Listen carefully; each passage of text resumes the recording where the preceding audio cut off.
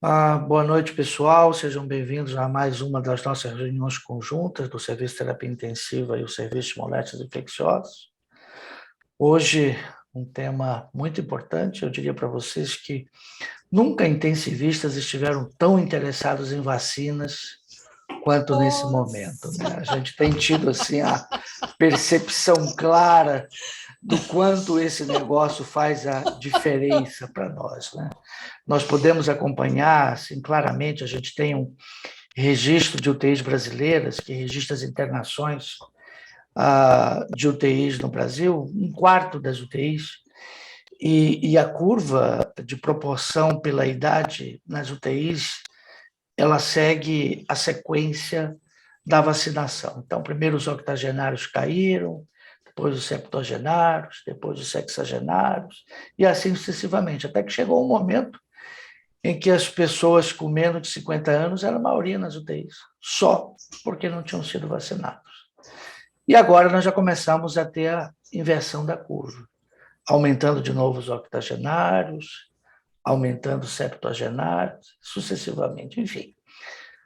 Nós amamos vacinas, então por isso a gente vai discutir esse tema tão importante hoje. Eu queria convidar Thais, a nossa coordenadora da CCH, que vai moderar a nossa sessão hoje, para apresentar a nossa ilustre convidada, que muito nos honra com a sua presença hoje aqui. Thais. Boa noite a todos. É um prazer estar coordenando essa reunião da amiga doutora Helena Sato. A Helena é médica pediatra, tem doutorado em pediatria pela Faculdade de Medicina da USP e hoje, nada mais, ela é a diretora técnica da Divisão de Imunizações do Centro de Vigilância Epidemiológica do Estado de São Paulo. Então, acho que é a melhor pessoa para falar da vacinologia, né, Helena, que está todo mundo ávido agora, todo mundo virou vacinólogo para falar da situação atual da Covid, da vacina contra a Covid no estado de São Paulo. Bem-vinda, Helena, é um prazer ter você aqui conosco nessa noite. Muito obrigada, viu? Eu que agradeço, viu? Muito obrigada pelo convite. Tenho muitas saudades, tenho recordações muito ótimas na minha época que eu passei na residência. Meu R1, eu fiz a residência na pediatria, meu R3 fiz na MI, aprendi muito e gostei muito, viu, Ed? Tenho muitas saudades. Então, vamos lá. Fique à vontade para compartilhar a sua tela. Tá bom, vamos lá. Tudo bem? Tudo certinho, pode compartilhar. Então, beleza, então vamos lá.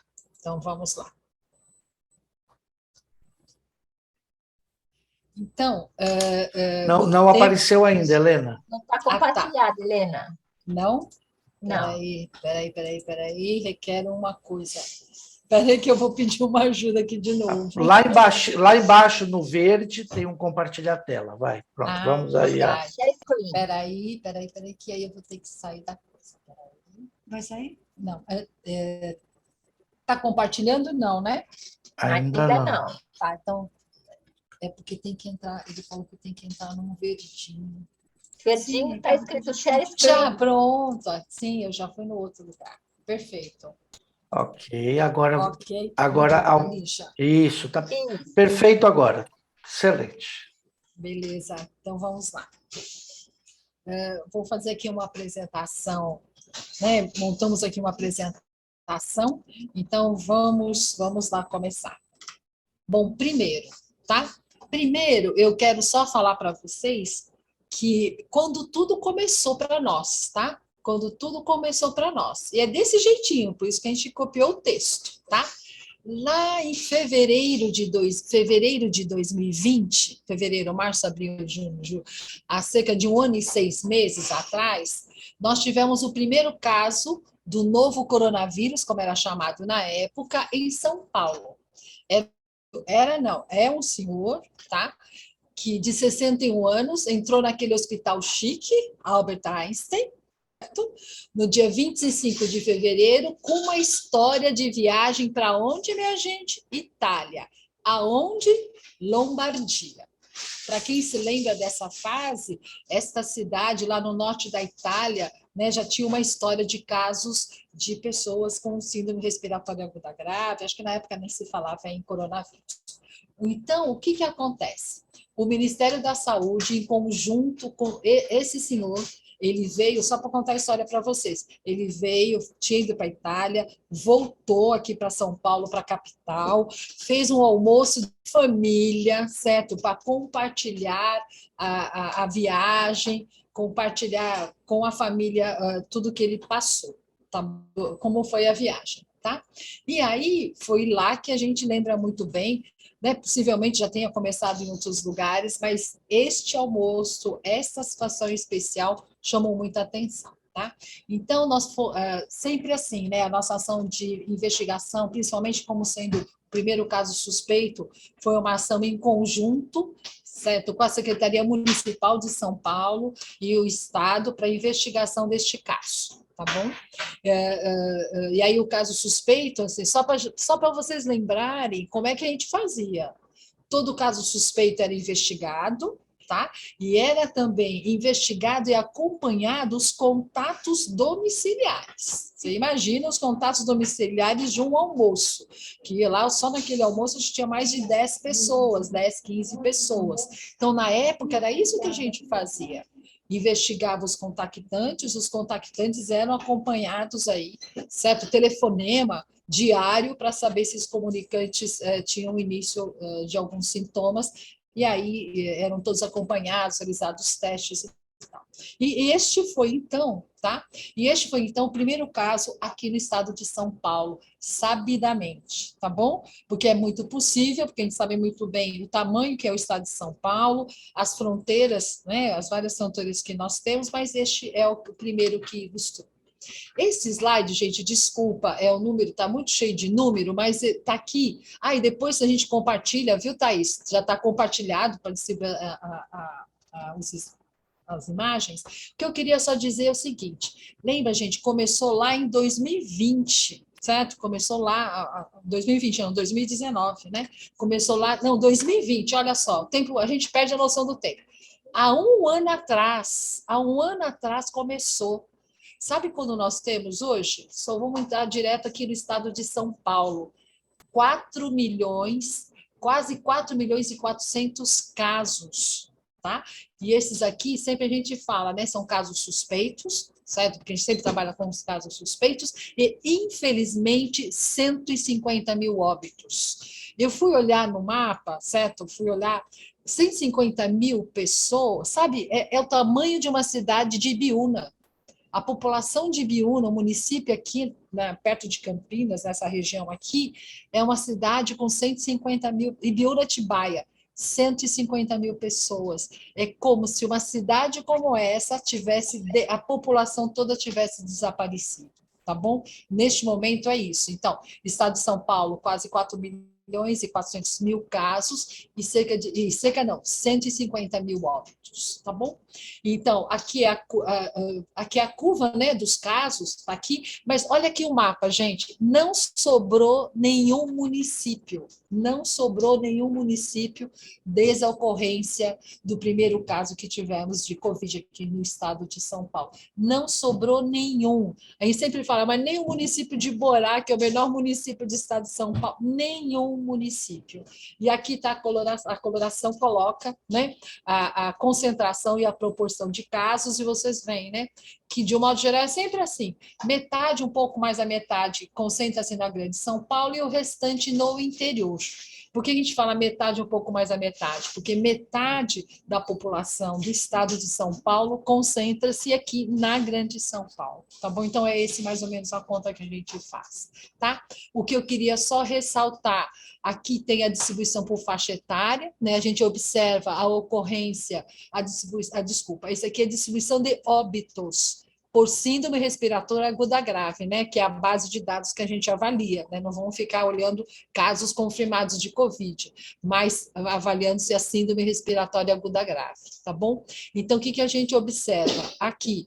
Distribuição de casos de síndrome respiratória aguda grave, tá? Por faixa etária. O que a gente observa? Óbitos, tá bom? Os óbitos vão acontecer quem? nas faixas etárias maiores, né, de um modo geral. Aqui a gente observa uma concentração maior, começa a aumentar aqui. Se a gente for ao pé da letra aqui, né, dos números, a concentração aumenta aqui acima de 60 anos, que a gente sabe muito bem, né?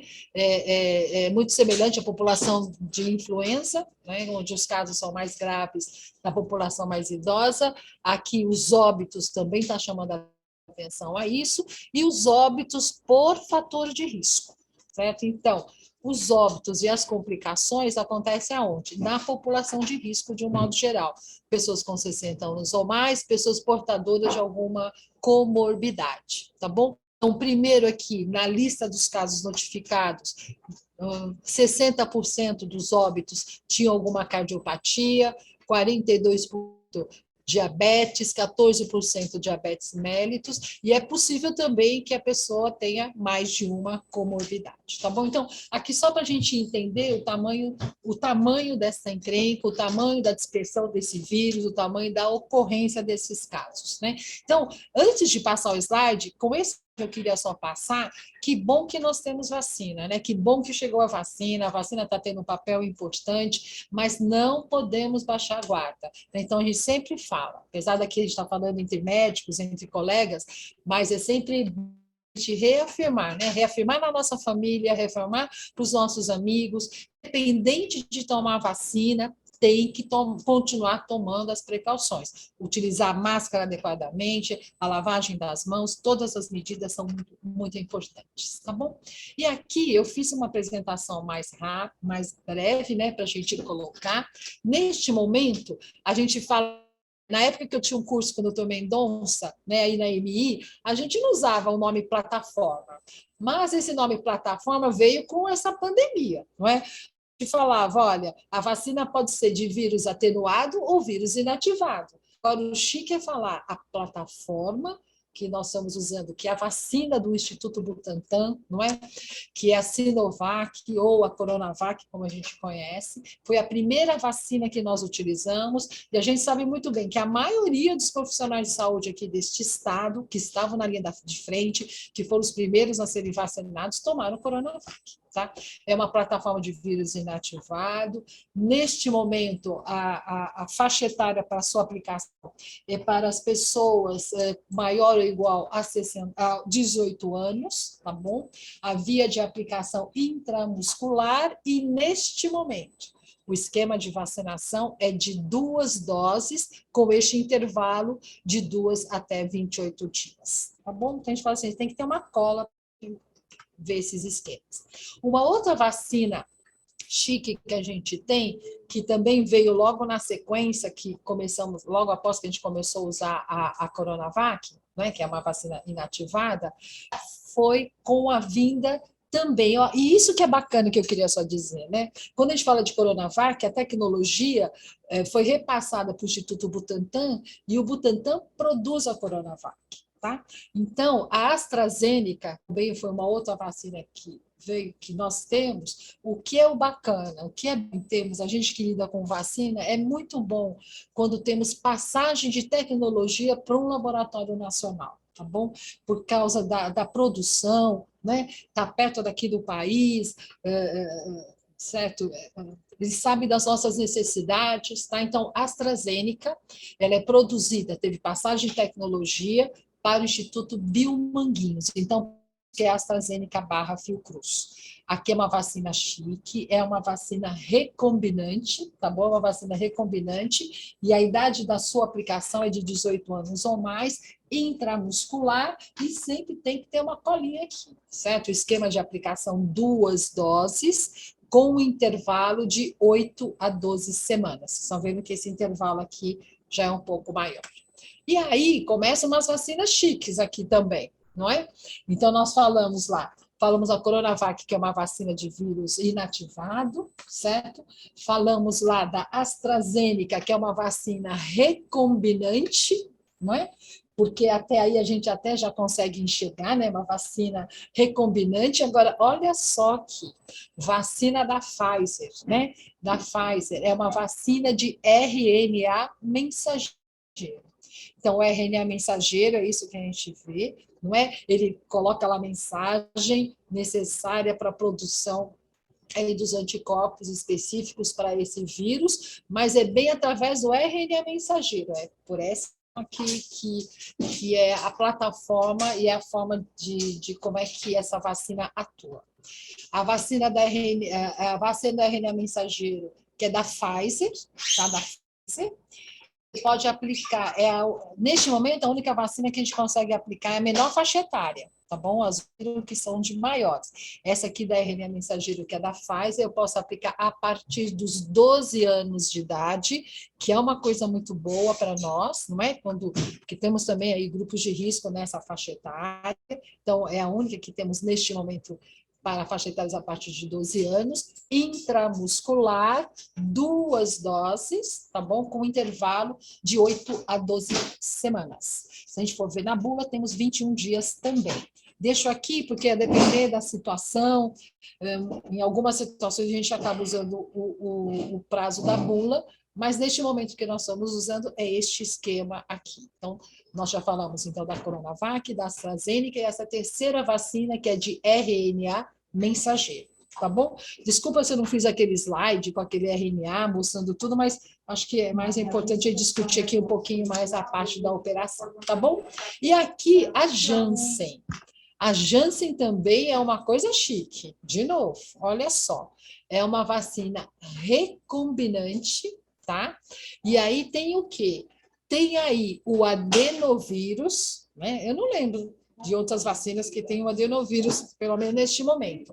Mas olha que chique, é o adenovírus do tipo 26 que vai codificar a glicoproteína do SARS-CoV-2. Então, repetindo, a vacina da Janssen é uma vacina cuja plataforma é recombinante. Quando a gente lê isso, a gente fala, nossa, Coronavac inativada, ou quantas vacinas que a gente usa no calendário que são inativadas, né? A gente começa a achar que é pré-histórico, mas não, né? São vacinas que estão aí aguentando já há muitos anos, essas vacinas que a gente já usa são inativadas, só para fazer um contraponto, né?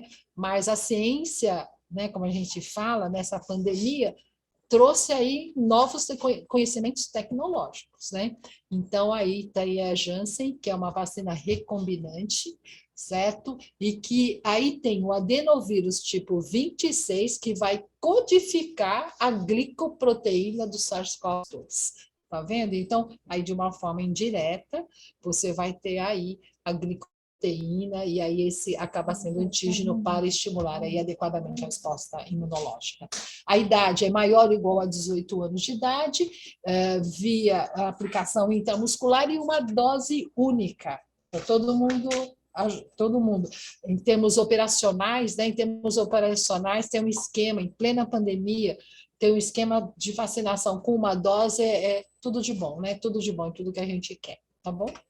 Bom, eu trouxe uma tabela, né? Eu quero assim falar que a gente aqui na divisão de imunização, aqui no Centro de Vigilância Epidemiológica, nós temos uma equipe aí coordenada pelo Dr. Éder, não é? Um infectologista, um excelente médico, uma excelente pessoa, não é? E a doutora Maria, que acabou de sair daqui, mais outras pessoas aqui da divisão de imunização, e aí, gente, eu tenho que colocar aqui, né? Esses dados, quando a gente mostra aqui para vocês, é um dado de divisão de imunização, está mostrando para vocês. Mas atrás desses números, para chegar nesses números, aí a importância da notificação, né? Não só a notificação dos casos, mas a notificação dos eventos adversos, tá bom? Específico para notificar os eventos adversos, tá bom? E aí a nossa equipe daqui, em conjunto com as regiões de saúde, gente, vocês que estão aí nos hospitais, não é? Que estão aí na UTI, ali na linha de frente, eu só queria colocar que para a gente montar uma tabela dessa, né, montar e apresentar para vocês uma tabela como essa, existe toda uma ação em conjunto dentro, porque quando você tem um evento adverso, certo? Em primeiro lugar, Claro que se for os graves, ele vai para o hospital. Mas por que eu estou falando isso? Porque se você tem um evento adverso, o primeiro lugar que a pessoa que tomou a vacina, se for uma reação local, ou uma febre, ou algum outro evento, o primeiro lugar onde ele vai notificar é a unidade de saúde onde ele tomou vacina, não é?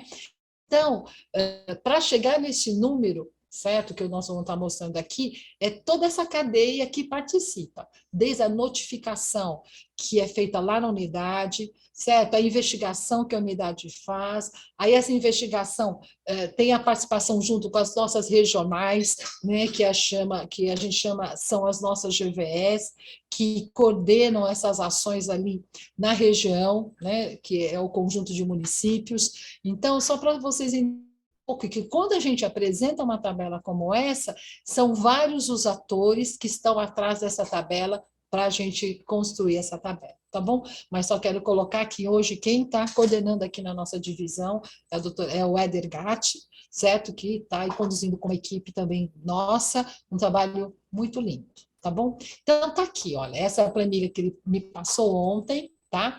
Porque tem aí as perguntas, e aí? E os eventos adversos, como estão?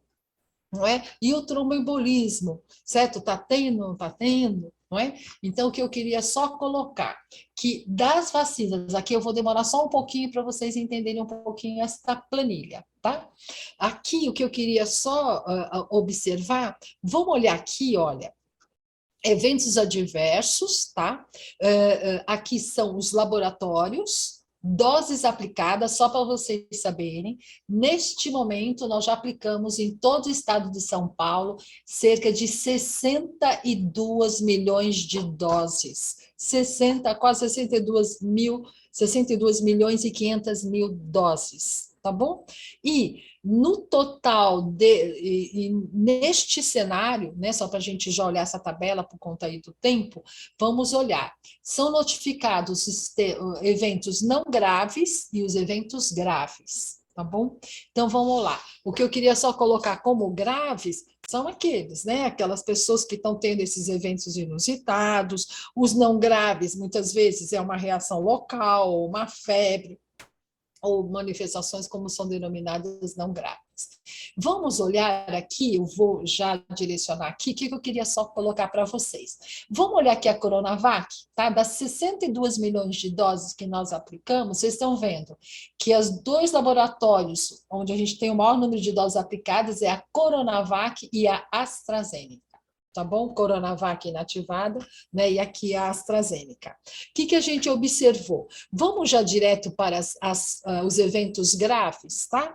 Os eventos graves, então não é só uma dor local, então aqui tem os tromboembolismo e outros eventos graves que são, né, de acordo com o manual que temos no Ministério. O que a gente observa? Vamos ver aqui a comparação de taxa para cada 100 mil, certo? Que é uma forma de a gente poder comparar.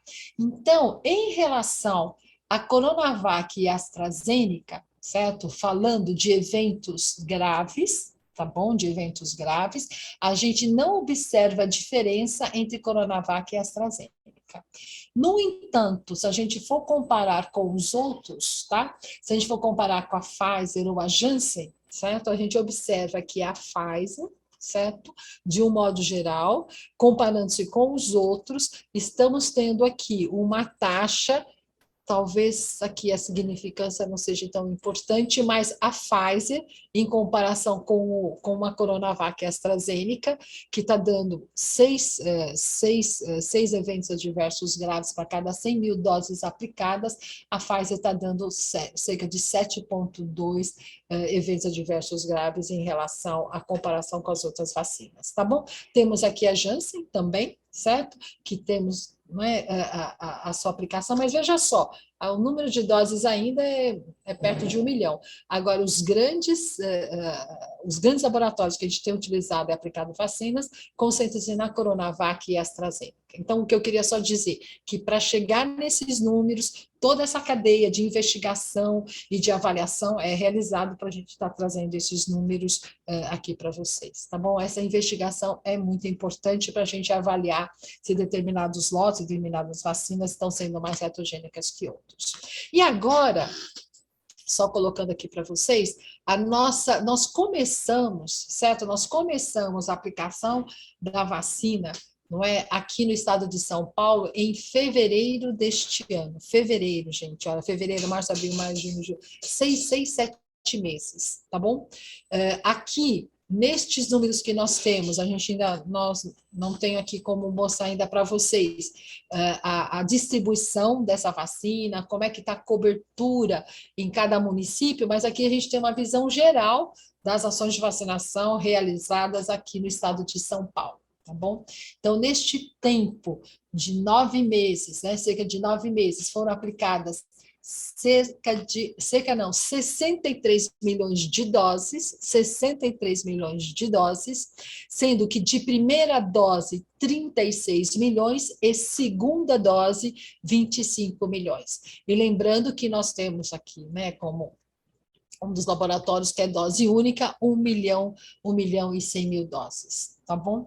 E então, é esse o número que nós temos, já vacinamos bastante, né? E com isso, com certeza, com o aumento da vacinação, nós conseguimos aí, como já foi dito no início, realmente, porque o grande benefício dessa vacinação é evitar formas graves, é evitar complicações, é evitar internação, é evitar complicações e evitar a morte. Esse é um grande benefício. Temos pessoas que falam, mas eu tomei tal vacina, né? Tomei a Janssen, tomei a Pfizer, e mesmo depois que eu tomei a vacina, eu peguei Covid. É importante lembrar que a vacina, independente aí, né, dependendo do esquema de vacinação, a proteção imediata, certo? De um modo geral, é cerca de 2 a 3 semanas após a aplicação do esquema completo. Tá? Mas aqui estão os números para a gente olhar de quantas doses nós já aplicamos, tá bom? Temos aqui o vacinômetro com atualização bastante recente, e olha só, já foi a população de São Paulo, né? 98% da população paulista com mais de 18 anos já recebeu pelo menos uma dose, tá bom? E aqui, olha, 70% da população adulta com esquema completo. Isso aqui é uma coisa, assim, eu sempre falo, né? Tem mais, a gente aplaude, né? Aplaude o nosso SUS, né?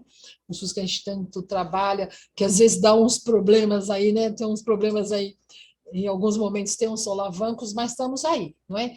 Tivemos, né, campanhas na época da cepa pandêmica, né? Vacinamos bastante também, certo? E aqui estamos mostrando aqui os resultados importantes. E aqui 82 com pelo menos uma dose, e aqui 57% da população de São Paulo com esquema completo, tá bom? Vamos ver aqui. E aí, gente, em termos de Covid, certo? Era isso o importante que eu queria só colocar para vocês, tá bom? As vacinas que foram, as vacinas disponíveis, as doses aplicadas, o esquema de vacinação. Agora, eu não posso perder a oportunidade de falar o quê? Da importância para todo profissional de saúde que está ali com o paciente, melhorar a cobertura vacinal das nossas crianças. Nós estamos em plena campanha chamada campanha de multivacinação, de atualização do esquema de vacinação das crianças e adolescentes menores de 15 anos de idade. É uma campanha que nós estamos fazendo, é uma campanha nacional, certo? E ela é muito importante, porque eu quero só mostrar para vocês qual é a questão. Com esta pandemia, nós tivemos aí toda aquela história de vamos ficar em casa, não é? O que acabou acontecendo? Os pais e mesmo as faixas, estou falando mais em relação às crianças, não é? Acabaram não levando os seus filhos nas salas de vacina, não é? Ou então acabaram indo menos levar seu filho, né? Quero só colocar que foi feito também todo um protocolo, né? Porque agora é tudo assim, todo um protocolo para que a vacina nas unidades de saúde fosse aplicada da forma mais segura, mantendo o distanciamento, todo o cuidado ali para a aplicação da vacina, né? Então, fizemos um protocolo específico para que os usuários, né, fossem nas unidades com segurança para receber a vacina, isso tudo foi feito, certo? Mas o que aconteceu? Nós tivemos, as nossas coberturas já estavam caindo lá desde 2016, como eu vou mostrar os gráficos para vocês, tá bom? Mas com a pandemia, a gente nossa, caiu mais ainda. Aqui tem uma informação importante, né? Porque quando entra uma vacina nova, a gente fica preocupado se eu posso vacinar a vacina de Covid com a vacina do sarampo? Posso fazer vacina de Covid com hepatite B, outras vacinas do calendário? Pode, porque nós já tivemos momentos que quem tomava Covid só poderia tomar alguma vacina do calendário cerca de um mês depois. Vocês imaginam quanto isso impactou nas nossas ações de rotina, certo? Mas, mais recentemente, essa é uma orientação internacional, não apenas aqui no país, mas eu posso fazer sim, poderemos sim fazer uma ação de vacinação simultânea, certo? Da vacina de rotina e a vacina contra o Covid, tá bom? Esse é um mantra muito importante, porque até então se falava que tinha que fazer um intervalo de quase um mês entre elas, e isso acabou impactando muito as nossas coberturas, tá bom? Então, não há mais intervalo de vacina de Covid e vacina de rotina, ela poderá sim ser feita de modo simultâneo, ou seja, no mesmo dia, tá bom? E aqui eu vou para um lá, eu só queria dizer, esse gráfico aqui fica poluído, mas eu vou chamar a atenção numa vacina aqui, olha, vamos falar da vacina Penta, tá? A vacina pentavalente faz parte do nosso calendário, difteria, tétano, coqueluche, hemófilo, hepatite B, não é? Eu falo que a gente costuma dizer que essas vacinas combinadas são excelentes, pois uma única injeção você já protege contra 5 doenças. E o que eu queria só dizer aqui para vocês, vamos olhar aqui a vacina Penta, tá bom? E aqui, dependendo da cor, é a cobertura no ano. Vamos ver junto aqui na vacina Penta, o que eu queria só mostrar para vocês. O que a gente começa a observar? Que a partir de 2016 para frente, olha, se a cobertura de 2014 e 2015, a nossa meta é 95%, viu? A gente também tem as metas da cobertura.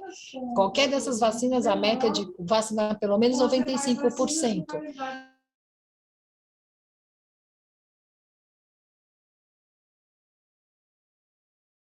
Mas de 2016 para frente, não chegamos mais em 95%, tá bom?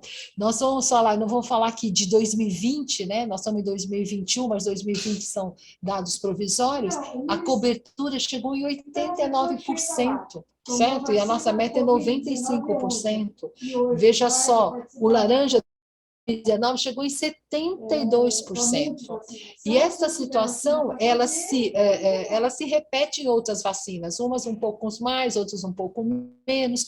Quero aqui falar, gente, vacina de meningite. A gente costuma dizer que vacina de meningite, quando começa a falar dessa vacina, as pessoas vão para o posto. Mas veja só, a vacina da meningo-C, que faz parte do calendário, também apresenta um comportamento muito semelhante ao da Penta. Ou seja, a partir aqui, olha, de 2017, que a gente sente mais em relação ao meningo, uma queda das coberturas vacinais, tá bom? Então, além da pandemia que nós estamos tendo aí que enfrentar, que ainda bem temos vacina, mas também não podemos baixar a guarda, temos, a gente, enquanto profissional da área da saúde, um olhar especial, né? Que a gente coloca de olhar as carteiras de vacinação das nossas crianças e atualizar o esquema de vacinação. Estamos, sim, preocupados com essa situação das nossas coberturas vacinais, tá bom? E aqui, eu vou pular esse, que depois eu falo, aqui também uma planilha cheia de números, mas, olha, eu vou colocar aqui para mostrar para vocês mais claramente o quanto cai. Eu vou falar de tríplice viral, hein, gente? Tríplice viral, que é sarampo, rubéola e cachumba, tá? Olha aqui os números mostrando, a partir de 2016, a gente começa a observar uma queda, olha só, a nossa meta é de cobertura de 95%. De 2016 para cá, não chegamos em 95%. Olha aqui, a vacina meningocócica C, que a gente queria tanto colocar no calendário, a partir de 2016 também não atingimos a meta, tá bom?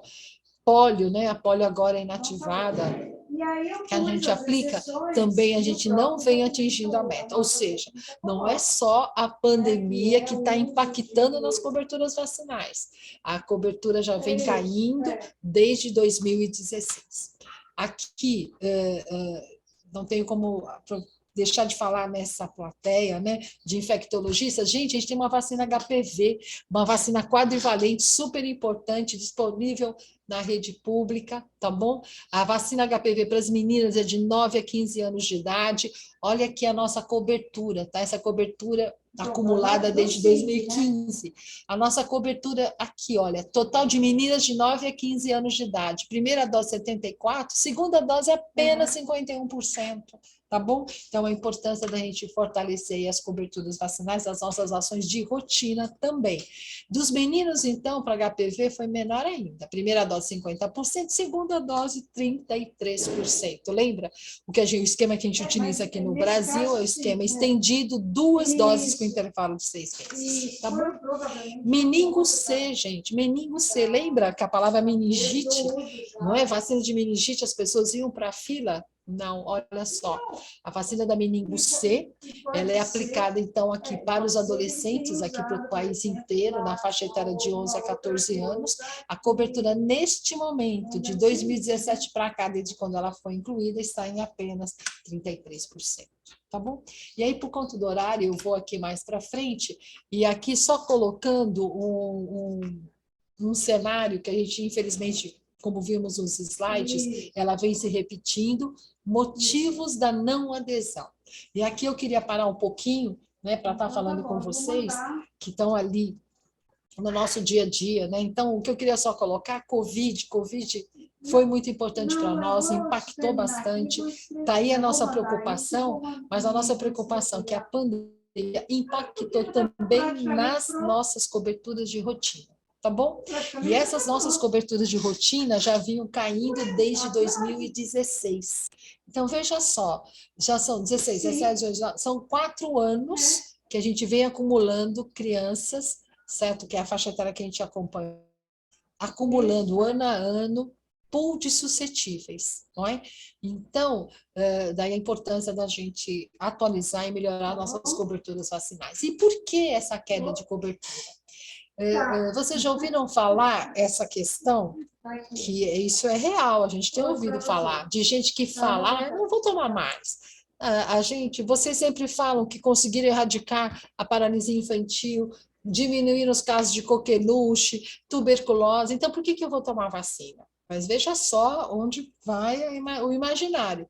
Então, a gente sabe que um dos motivos da não adesão é a percepção enganosa de parte da população que as doenças desapareceram, né? E está aí, para a gente manter controladas as doenças e trabalhar pela sua eliminação e erradicação para as doenças possíveis, nós temos que manter elevadas e homogêneas coberturas vacinais. Tem aqui um outro fator, numa pesquisa que foi realizada, mostrando o porquê da não adesão, é de algumas pessoas desconhecerem as vacinas que fazem parte do calendário.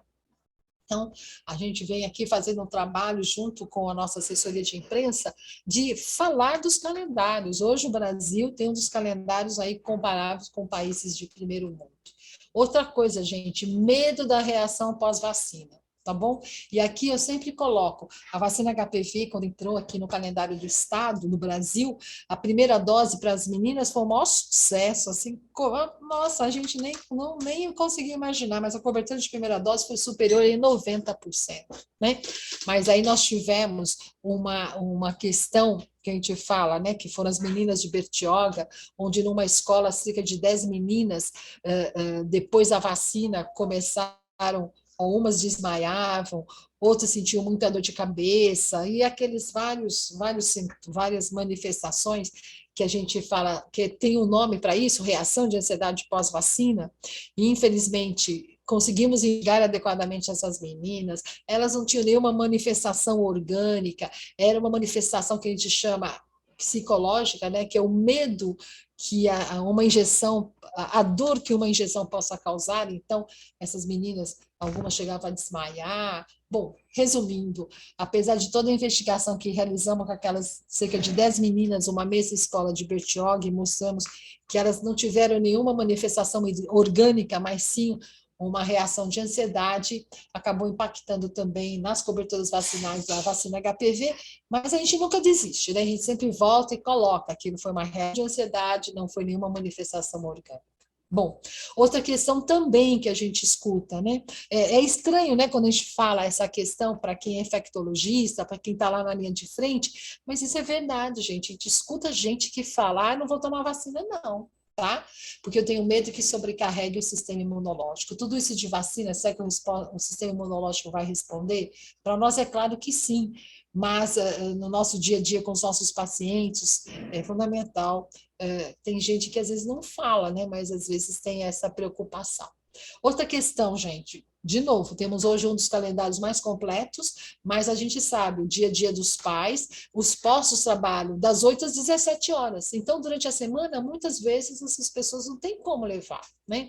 Então, muitos postos, a gente sabe de experiência aqui na capital, que temos postos que abrem aos sábados, que possibilitam, então, que os pais possam levar essas crianças para tomar vacina. Nem preciso dizer das fake news, né, gente? Nem preciso dizer essas fake news. Começamos lá, e é o que impacta também, e a gente escuta ainda até hoje, a vacina do sarampo dá autismo, né? Ela foi publicada no século passado na Lancet ou na New England, certo?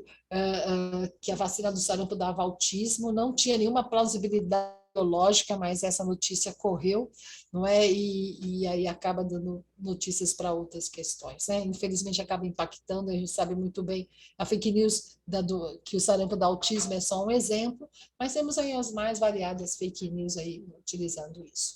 Nós já tivemos sim momentos de desabastecimento de vacinas, há uns 2, 3 anos tínhamos desabastecimento, e a gente sabe muito bem o quanto isso impacta quando um pai vai levar um filho numa unidade de saúde e naquele dia não tem a vacina, tem um desabastecimento. E aqui, você já sabe, mas eu queria só ressaltar que as avaliações das coberturas vacinais hoje não são mais avaliações de cobertura vacinal apenas em doses aplicadas, né, que a gente fizemos por muito tempo.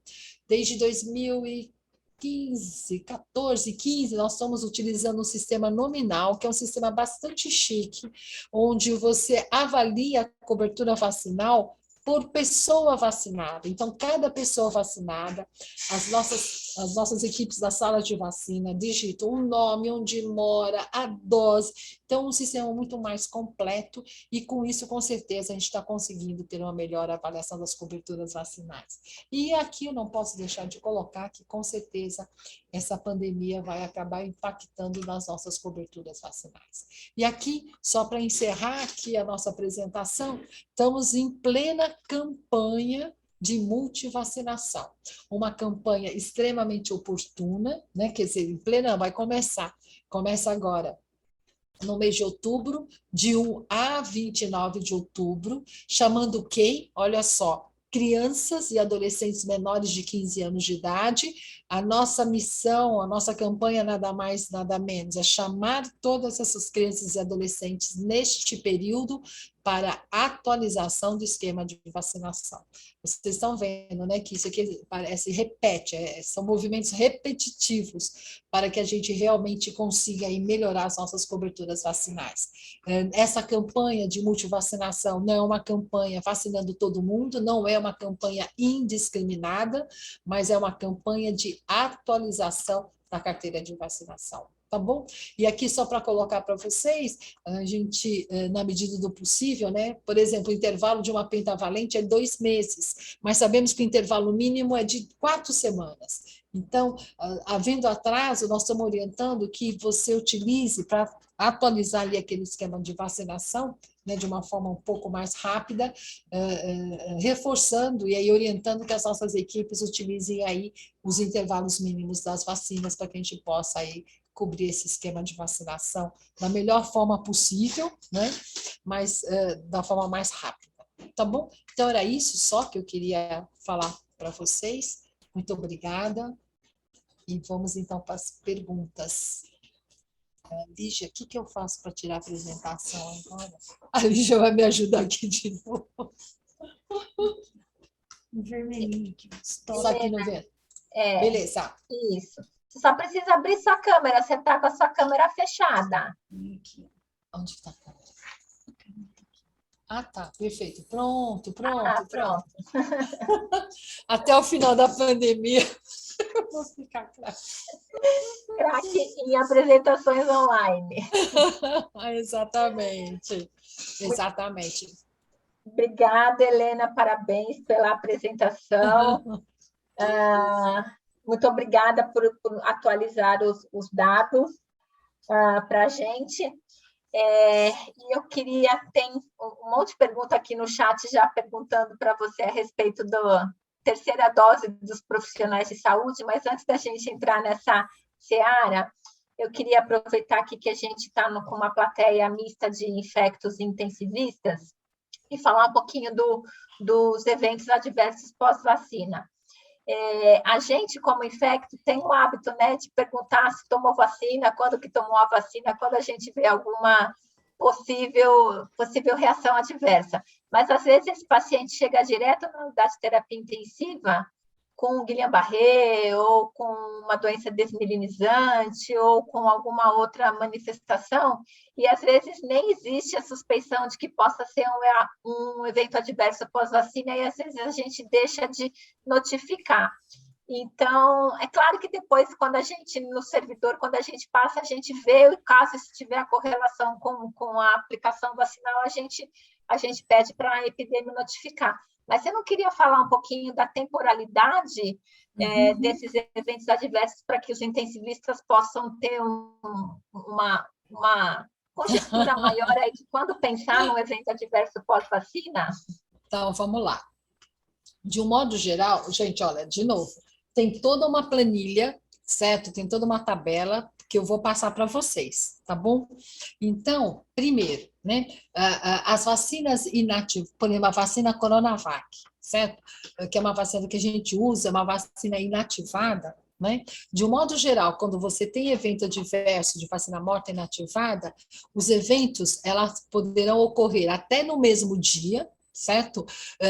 Ou 2 ou 3 dias depois, diferente de uma vacina de vírus vivo atenuado, tá bom? Uma vacina de vírus vivo atenuado, dificilmente eu vou ter um evento adverso no mesmo dia, porque o evento adverso é decorrência da replicação viral. Então, eu posso ter uma meningoencefalite aí associada a uma vacina do sarampo, por exemplo, que é uma coisa extremamente rara. Então, uma meningoencefalite, no mesmo dia que uma vacina do sarampo, quando isso a gente recebe essa notificação, a gente fala, olha, isso não é... Nunca a gente diz é impossível, mas é mais difícil, porque uma vacina de vírus vivo atenuado para dar uma meningoencefalite no mesmo dia, não vai dar tempo, depende da replicação. Agora, você me fez uma pergunta difícil, Thaís, em relação à fisiopatogenia ou como é que é o comportamento, certo, dessas vacinas novas que tem, tá? O comportamento dos eventos adversos, o que a gente tem observado, né, como, por exemplo, o tromboembolismo, né? Quem diria, imagina, eu trabalho já nesse programa há mais de 30 anos, já vi doença viscerotrópica, né, associada à vacina de febre amarela, que foi também, já vimos a vacina HPV com reação de ansiedade, agora, tromboembolismo, certo? Nunca tinha visto. Mas aí tem aí a plausibilidade biológica, com que aí teve associação com a vacina da AstraZeneca, que tem toda a explicação. Então, o que eu queria só dizer para vocês, neste momento, certo? Que a gente, eu não tenho uma regra aqui para falar para vocês, não tem uma fórmula, não é? Mas o que nós estamos fazendo é a fundamental, a notificação dos casos. A notificação, tem lá, né, o notifica, né, tem lá todo o sistema de notificação, e aqui a gente está tendo uma equipe que está olhando cada um dos casos. Olha, a gente nunca viu isso, por isso que eu digo que é uma equipe que está trabalhando com evento adverso, cada evento notificado, e é para notificar qualquer um, cada evento notificado ali no sistema de notificação, a equipe aqui, ela responde cada uma delas, tá bom? E esses eventos mais complexos, com uma evolução mais complicada, também tem toda uma resposta, são avaliados, certo? E é feita aí uma investigação conjunta, porque todo mundo aprende com isso, tá bom? Então, era isso que eu queria falar. Thaís, deixa eu... Não, ok. Acho que o importante é notificar, né, Helena? Porque aí depois essa equipe vai Isso. atrás e pode classificar o evento como leve, moderado, relacionado ou não relacionado à vacina, mas se a gente notificar mais, a gente não vai perder a chance de investigar, não é isso? Isso, e outra coisa, só antes do Éder não colocar, isso é real, sabe? Nós estamos lidando aí com vacinas de plataformas diferentes, pode notificar, a nossa equipe liga, certo? Notifica, faz um resumo bacana desses casos mais complexos, né? Coloca ali os exames que as nossas equipes vão entrar, né? Vão estar respondendo, e essa interface, todo mundo cresce, todo mundo aprende. Uhum. Sabe, Helena, parabéns aí pela apresentação e, mais ainda, parabéns pelo trabalho e o êxito que nós estamos tendo no que diz respeito à vacinação para a Covid no estado de São Paulo, né? Isso é motivo de orgulho. Viva o SUS, como você já disse. E o Brasil tem as suas particularidades, né? Nós somos um país onde os negacionistas não abrem mão de se vacinar, né? Isso é extraordinário, né? Quando a gente vê que quase 98% da população adulta de São Paulo já tomou uma dose de vacina, nós temos aí uma tonelada de negacionistas. Graças a Deus. Eu nego, mas vacina... Vai lá, vacina vai lá. Vacina no braço, Vacina né? no braço. Então, isso é extraordinário. Mas aí o outro lado, e aí é muito curioso quando a gente vê a queda do número da taxa de cobertura vacinal, que vem acontecendo ao longo dos anos, né? Que a gente não pode atribuir isso à pandemia. E aí, quando a gente vê que na Covid essa aderência tem sido tão boa, a impressão que eu tenho é de que a percepção das pessoas que a doença não existe mais talvez seja o principal fator que afasta o pessoal da vacinação. Porque quando eles estão vendo aí que o caldo está entornando, aí todo mundo se preocupa com a vacina. Então, tenho a impressão que esse é um fator importante. E uma segunda coisa que eu queria comentar e ver a tua impressão é que quando a gente olha para os eventos adversos, duas coisas chamam a atenção. Não tem como, com o número de vacinas aplicadas, mais de 24 milhões, é óbvio quando a gente olha para os eventos adversos não graves, a taxa por 100 mil da AstraZeneca é muito mais alta do que em todas as outras. Isso é muito claro. E quando a gente vai olhar nos eventos adversos graves, chama atenção o aumento dessa incidência por 100 mil na vacina da Pfizer. Resumindo, parece que as vacinas chiques não são assim tão seguras quanto a gente gostaria, apesar delas parecerem ser muito eficientes, né? Então vamos lá. Deixa eu só colocar aqui a seguinte questão. A tabela que eu mostrei aqui para vocês, né, que a nossa equipe construiu, são dados provisórios, certo? Temos muita coisa aí pela frente, né? Temos casos ainda pendentes com adequada investigação, tá? Então, por isso, os dados estão aqui. Realmente é bem disso que você viu, quando a gente vai ver a taxa por 100 mil dos eventos graves, né? A gente observa que da Pfizer dá 7,2 em comparação com uma Coronavac, que dá 6,1 eventos adversos graves para cada 100 mil doses, mas ainda tem muita coisa pela frente, né? Muita coisa pela frente para a gente poder avaliar. Temos casos ainda no nosso sistema que precisam de uma avaliação mais aprofundada, mas está aqui um sinal de alerta, né? Mas eu queria dizer, a gente que já trabalha nessa área já há algum tempo, sabemos que ainda não dá para fechar ainda com isso aqui, não. Mas estamos aqui com alerta e o que é mais importante, está vigiando, né, a ocorrência dos eventos, né, e discutindo. E aí, assim, eu só quero colocar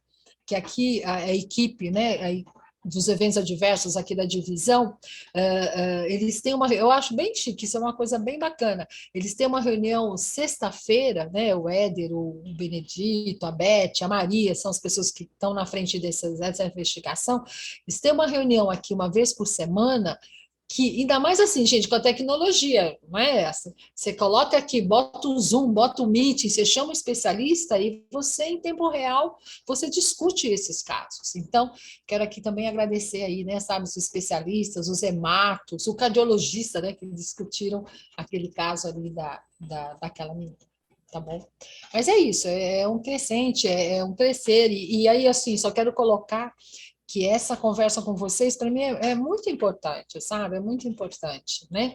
É para a gente compartilhar conhecimento, é colocar que a gente, aquela coisa, né? Obrigado. As coisas não vêm prontas, né? As coisas não vêm prontas, a gente tem que trabalhar, tem que malhar, e tem que investigar e estudar muito. Ler muito artigo, ler muito artigo. E os dados epidemiológicos são muito importantes, né, Helena? Então, esse trabalho que vocês fazem aí, sem dúvida, é tudo, né? Isso nos ajuda a entender a própria evolução da doença mesmo. Helena, você já tem alguma diretriz ou alguma normativa com relação à vacinação dos profissionais de saúde? E, principalmente, se a gente aqui em São Paulo vai tomar a Coronavac ou se a gente vai conseguir tomar a Pfizer? Tem alguma normativa? E tem uma pergunta aqui, se gestante também vai ser incluída na dose de reforço. Aí isso ainda... Bom, primeiro, deixa eu só estar colocando, né? Neste momento, certo? Neste momento isso ainda não está definido, certo? Mas assim que sair, nós vamos estar passando aí as orientações. Eu só quero dizer assim, eu estou na coordenação do programa, mas quem está coordenando, quem coordena toda essa ação de vacinação da Covid é a doutora Regiane, né, que é a coordenadora do controle de doenças, e junto com essa coordenação tem um comitê científico, certo? Onde passam todas essas discussões. Então, eu só quero dizer que assim que tiver, eu faço questão de passo para você, tá aí, tá? Mas, de novo, toda aquela questão da ciência, né, que está sendo super importante, não é? Então, tudo vai depender aí da discussão aí dessa comissão científica, não é? Junto com o Ministério, certo? Porque, independente de tudo que, infelizmente, nós estamos vendo nesse país, e, infelizmente, em plena pandemia, morrendo tanta gente, nós temos uma gestão nacional bastante complexa. Olha, tem uma equipe lá no PNI muito batalhadora, viu? Muito batalhadora, né? Não só no PNI, ali mesmo, não só no PNI, gente, ali Foi nas tudo ações de certo, vigilância. né? Botou uma capacita Muito bonita bacana. aí. Amanhã vai pro quarto. Tá? Tá Já tendo podemos liberar a dieta dela. Estão evoluindo com a ciência. Helena, tem uma pergunta aqui também, se considerarmos que a Coronavac e a AstraZeneca foram aplicadas na população mais idosa, essa diferença de cerca de 1% nos eventos adversos graves não teria um significado maior? Não está estratificado os eventos graves por faixa etária, não é isso? Exatamente isso, não dá para a gente saber, não. Esses dados, primeiro, essa tabela é bem uma tabela provisória, tá? Que foi o Éder que fez com dados até ontem, até 2 dias, não é? Então, ainda é prematuro, não tenho como, em cima desses dados, a gente poder estar tirando esse tipo de dedução, de resposta. Mas o que eu quero só, aproveitando a sua pergunta, é muito importante notificar, né? Notificar todos os casos, certo? Colocar ali a investigação, as impressões. E aí a gente coloca aqui, viu, Thaís? Eu volto de novo, né? Mais para frente, a partir do momento que a gente tenha uma maior esclarecimento desses eventos, está trazendo aqui para vocês um pouco dessa discussão. Da mesma maneira, você tem dados sobre a cobertura de vacinação nos idosos? Aí é o Maurício, que é o diretor da geriatria, que está perguntando para você, se não tem como melhorar a cobertura nos idosos. Olha, de novo, você viu, né? Eu não tenho aqui, neste momento, certo? Então tem mais gente aí trabalhando nisso, mas, olha, tá vendo? Ele já, que é o geriatra que já trabalha, as pessoas com 90 anos ou mais, gente, deixa eu só pegar aqui o meu... As pessoas com 90 anos ou mais foram os primeiros a tomar vacina, tá bom? Deixa eu só colocar, ó, nós começamos as ações de vacinação no início deste ano, mais precisamente Ó, tá aqui no documento, tá? Tá aqui no documento, nós começamos aqui no estado de São Paulo, né, e ele perguntou exatamente 90 anos ou mais, que foi o primeiro grupo a tomar vacina, foi a partir de 8 de fevereiro, foi o primeiro grupo. Muito provavelmente a cobertura nesta faixa etária, não é? Ainda mais as pessoas com 90 anos ou mais, que a gente sabe muito bem, né? Deve parecer que nem campanha de gripe, as pessoas com mais idade são os primeiros que estão na fila, tá? Me desculpe, infelizmente nós não temos essa cobertura, tá? Mas assim que tiver, né, nós queremos divulgar, porque para nós cobertura é muito importante, porque cobertura, e não só cobertura geral, né, Thaís? Não é só cobertura geral, aquela cobertura estratificada, não é? Por regional, por município, para a gente poder avaliar, porque a gente sabe muito bem que a cobertura nunca é homogênea, não é? Ela pode ser diferente. Então, as ações de vacinação tem que avaliar não só a cobertura, mas saber onde a cobertura não está boa, para que a gente passa lá falar com os municípios para que ela melhore.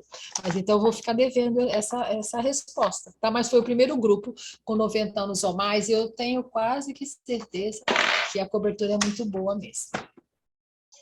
Deixa eu aproveitar e perguntar, Thaís, se ele estiver aqui escutando, se ele já, né, que é um geriatra, se ele observou, olha, como a gente já começou a vacinar lá em fevereiro, se ele já começou a observar, é o Maurício, né, doutor Maurício? Olá. É o Maurício. Tudo bem? Então, eu quero devolver, né, você com a sua prática, você observou, porque nós começamos a vacinar 90 anos ou mais lá em fevereiro.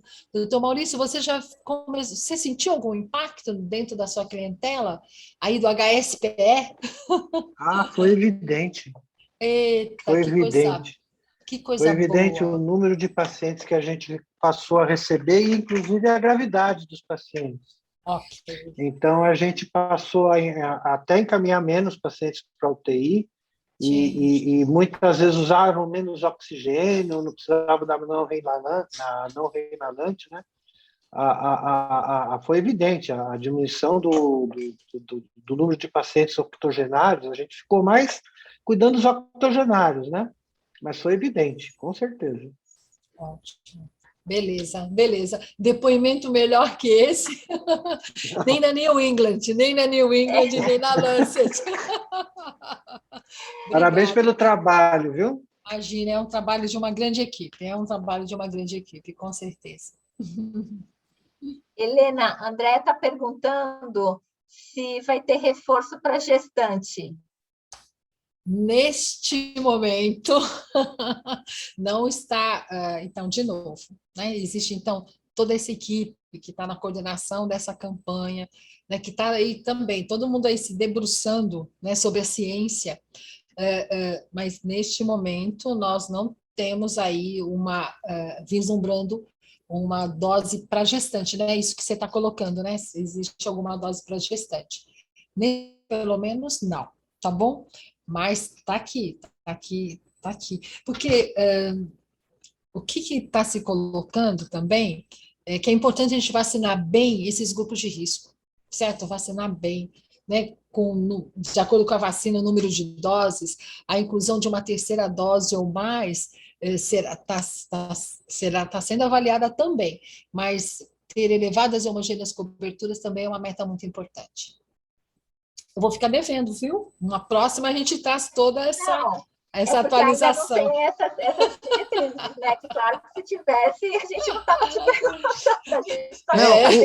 perguntando. O problema é que vai ter profissional da saúde gestante, e está dito que não é para fazer reforço em gestante. Então, essa situação vai ter que ser vista no instrutivo. Sim, pode deixar. Vou anotar aqui, tá bom? Tá. Uhum. Helena, também aqui o Caio está perguntando se você tem, pelo menos, quais são os efeitos graves da Coronavac mais frequentes, graves, da Coronavac. Gente, a Coronavac é uma vacina, não, olha, perto do que... É uma vacina que está se mostrando bastante segura e pouco reatogênica, gente. Não temos observado... Temos sim um ou outro, mas não é uma vacina que tem mostrado eventos adversos graves, gente. É uma vacina inativada, certo? Com certeza, é a vacina que a gente já aplicou, proporcionalmente é o maior número de pessoas vacinadas. Então, evento adverso grave que tenha chamado a atenção neste momento, não tenho essa anotação, não tenho esse relato. Tá? É uma vacina que tem se mostrado bastante bem pouco reatogênica em comparação com outras, é claro, né? Nós estamos falando de novas plataformas, que a gente precisa ainda de um melhor aprofundamento aí desses efeitos. Por isso que é importante notificar, gente, a notificação é muito importante.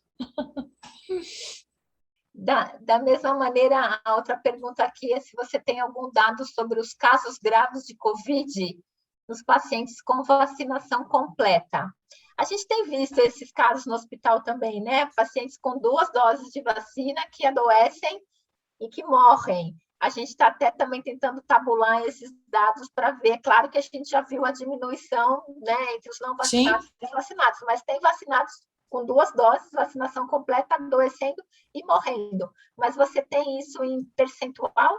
Não, ainda não, Thaís. Mas eu queria pensar alto com todos vocês que, diferente de outras doenças, né, essa questão de aparecer formas graves em quem é vacinado, não é? Dessa vez, neste momento de pandemia, a gente enxerga um pouco mais, porque a exposição ao Covid é uma exposição muito grande, gente, aquilo que eu coloquei, né, quando a gente falou dos números, não é? Mais de 4 milhões de pessoas, né, que nós tivemos aqui em todo o estado nesta pandemia, né, 150 mil óbitos, como nós tivemos. Então, o grau de exposição a esse vírus acaba sendo muito grande, ou seja, o desafio da vacina, né, acaba sendo muito maior. Né? Então, eu lembro da aula do Mendonça, acho que era de sarampo, quando a gente fala, mas professor, tomou vacina do sarampo e tem a doença, não é?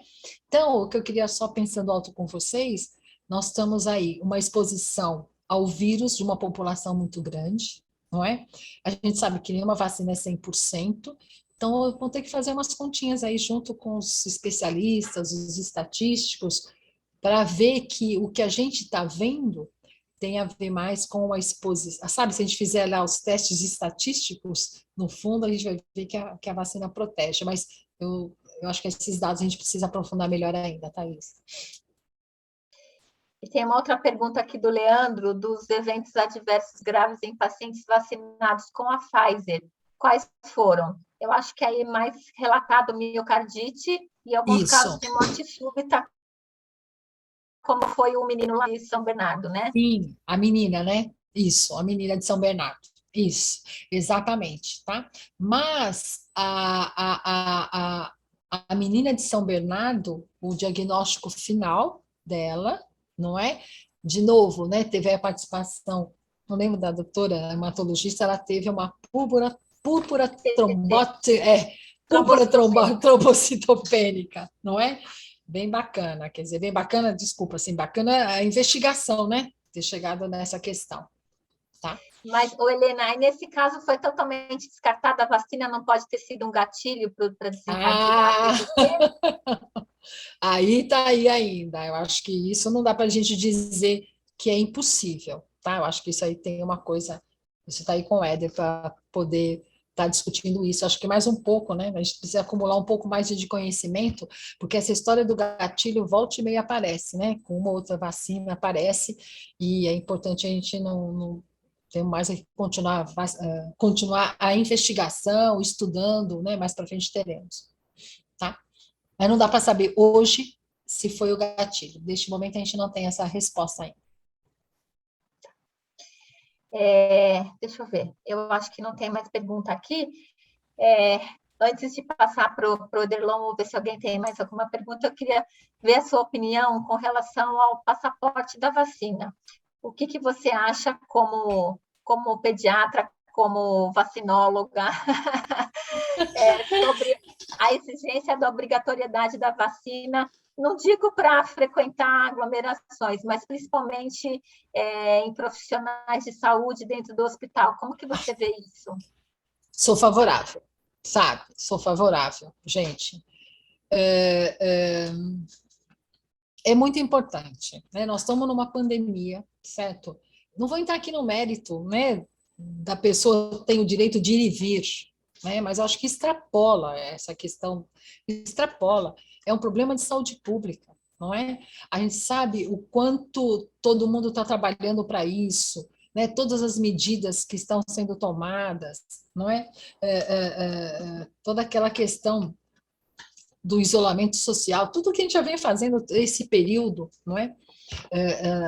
A questão de ter o passaporte, né, da vacina para o profissional de saúde, na minha opinião, é necessário, ela é necessária, certo? Porque não dá para ter hoje um profissional de saúde que não tome a vacina, né? Hoje um profissional de saúde que não esteja protegido adequadamente, e você imagina ele acabar ficando doente e transmitindo esse vírus dentro do hospital, né? Você continua trabalhando com infecção hospitalar, não é, Thaís? Vocês sabem o quanto isso é doído, né? O quanto isso é doído. Então, concordo, eu acho que tem mais. Não sou muito favorável a essas coisas em outras situações, mas neste momento, em plena pandemia, com essa questão toda, tem que ter, concordo, tem que ter mais, tem mesmo um passaporte.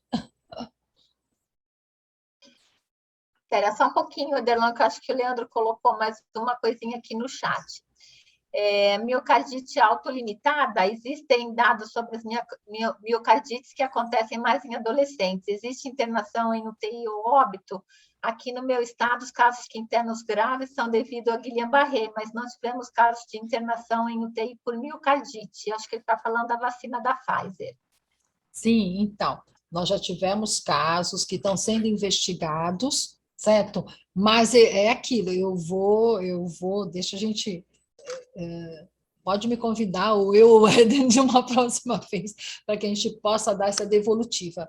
Primeiro, de novo, né, nós temos aqui um grupo que avalia o sistema, né, de eventos adversos, os dados que a gente tinha foram, né, os mais completos são aqueles que eu trouxe para vocês, mas a gente vai ficar devendo, vamos ficar devendo, e eu vou estar falando, o Éder hoje é a pessoa aqui na divisão que está na frente disso, e aí eu vou estar falando para ele, né, uma próxima vez, Thaís, pode falar, eu peço para ele vir para responder todas essas perguntas com maior profundidade, que é todo o trabalho que ele e toda a sua equipe de eventos adversos estão fazendo. Esse grupo está focado só em APV do Covid, né? Só do Covid. Neste momento, sim, é o que está tomando maior parte do nosso tempo.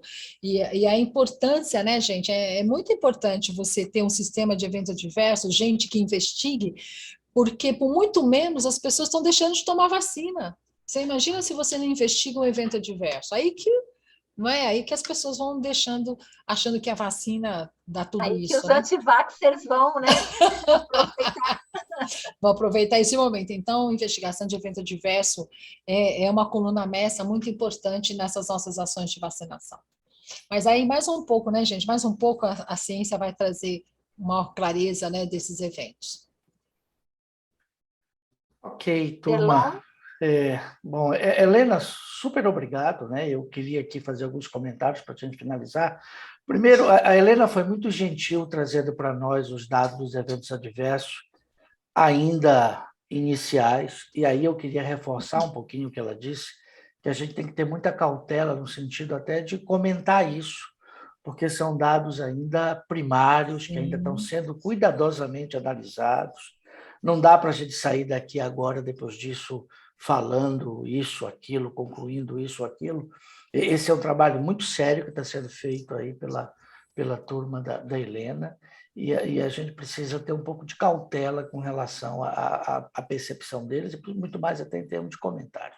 Claro que a gente começa a ficar com aquela vontade de fazer várias inferências, mas nesse momento são só inferências, a gente ainda não tem dados concretos para poder fazer nenhuma afirmação. E a gente sabe como a gente tem que ser cuidadoso com isso. Veja toda a polêmica que teve por conta do caso aqui de São Paulo, da vacina da Pfizer, isso, de alguma forma, tem um impacto muito grande numa coisa tão séria que é um programa nacional de imunização, a gente precisa ser muito cauteloso. Por outro lado, a gente tem visto aí o quanto a vacinação tem sido importante, o Maurício comentando aí em relação aos idosos, a Pois percepção é. que a gente tem na UTI da correlação direta entre calendário de vacinação e proporção daquela faixa etária na UTI caindo. Enfim, então, a nossa obrigação é incentivar todo mundo a continuar se vacinando e, mais ainda, chamar atenção para a necessidade de atualizar o calendário de vacinação das outras vacinas, né?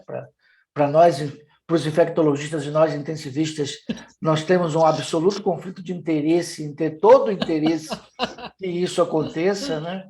E eu acho que a gente agradece muito aí pelo trabalho de toda a sua equipe e, mais uma vez, super parabéns por isso tudo. Muito obrigado por ter aceito o nosso convite, Helena. Eu que agradeço, Edelon, agradeço a Thaís, certo? É sempre aquilo, gente. Aprendi muito no HSPE, nos vários andares. E também, Edelon e Thaís, não posso deixar de falar uma questão, né? Aquelas nossas assembleias com os residentes, certo? A nossa Meriansp, não sei como é que está agora, mas a nossa Meriansp era um local Segue lá. extremamente rico. Segue lá. Meriansp de residentes, acho que não existe mais. Olha de só. residentes, acho que não existe, não. É Foi uma pena, viu, Helena? É uma pena. Foi Nem uma moradia grande- existe mais. Pois Nem é. moradia. Pois é, foi uma grande escola, não só em termos de ciência, né, de aprendizado, mas de amigos, né, de amigos que a gente tem até hoje, viu? Muito obrigada. Olha, e vamos lá, nós estamos aqui, é uma equipe grande, de novo, é uma ação em conjunto com as 3 esferas de governo, gente, as nossas ações, eu quero aqui mais uma vez agradecer, né, só para colocar para vocês, o quanto os nossos municípios, certo? Os nossos municípios ajudam na investigação, certo? Eles vão lá no hospital, vê o prontuário, discute com o médico, então é uma coisa bem bacana e muito gratificante. Ok, turma, muito obrigado a todos. Boa noite, Thaís, Helena, todos que nos acompanharam. Grande abraço. Tá bom. Obrigada, Helena, viu? Importantíssimo esse trabalho mesmo. Muito obrigada e um grande beijo para você, viu? Um beijo. Tá. Obrigada, Thaís, obrigada. E um abraço para o Dr. Mendonça também, e todos da IMI. Beijo, Obrigada. beijo. Tchau, Tchau, tchau. tchau.